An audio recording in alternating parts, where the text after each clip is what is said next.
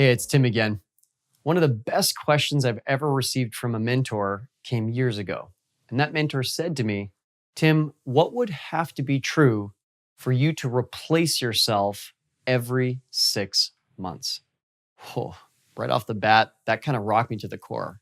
I started thinking, geez, there's no one who can do what I do as well as I do it. No one's going to care as much as I do about my business. All these questions started coming up. But it's one of those questions that you just kind of have to be okay with just playing with. Let's just take reality, put it to the side for a second, and let's go into make believe land and ask ourselves, what would have to be true for me to completely replace myself in the next 6 months? I think this is such a powerful, powerful idea. In the way that I think about business, I think about a business as a profit factory. And I think about every profit factory having many different engine rooms. And in each engine room, there's engines. So if one engine room is client experience, then one engine would be onboarding new clients, for example. And so when I think about replacing myself, I'm thinking about which engine room needs to be built next, in what way, and inside of each engine room, what engine do I need to go figure out next?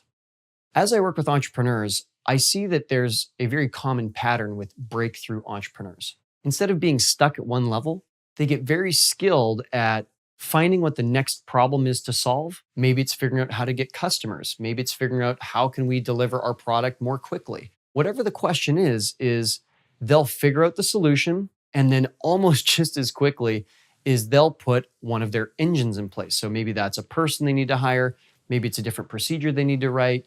Maybe it's a template they need to define to help other people do their job really, really well. And they get very good at also hiring higher level people who also are able to build engines and engine rooms behind them as well.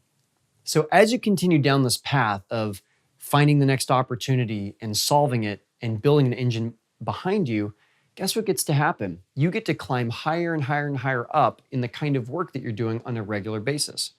It also means that the profitability of your company and also the income that you might be able to take home also gets to climb. As you now are no longer working on this thing alone, you've turned it into a real machine.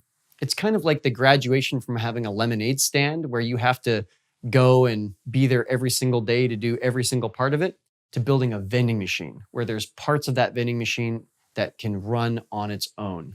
Now, whether you've got a products business or you've got a services business, the same is true.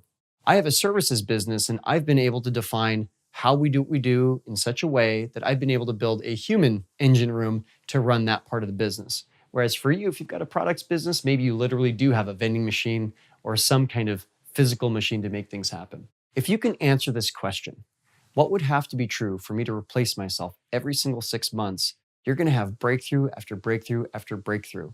One of the breakthroughs I had was that I actually didn't want to build that business anymore. And so I changed directions. And in other instances, I saw opportunities for growth that I had never seen before.